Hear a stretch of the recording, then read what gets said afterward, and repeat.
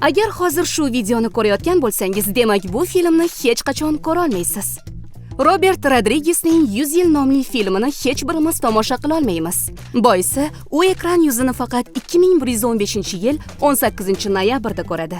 Film namoyishini buncha uzoq muddatga kechiktirish g'oyasi Fransiyadagi Remy Martin konyak uyi o'zining Louis 13 elita konyagi uchun aynan 100 yillik xariddan foydalanishi tufayli paydo bo'lgan. Ssenariy muallifi va bosh qahramon Jon Malkovich filmni o'q o'tkazmaydigan shisha ortida zamonaviy texnologiyalar asosida yasalgan seyfda saqlaydi.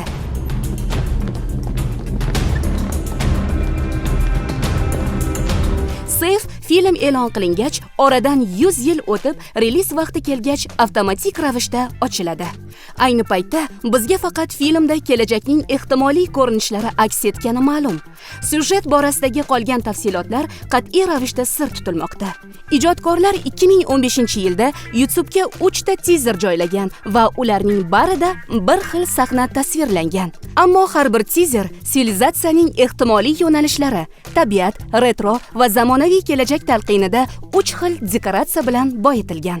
Faqat 1000 nafar kishi bu film premyerasi uchun metall chipta olgan va bu chiptani ular o'z avlodlariga qoldirishlari mumkin.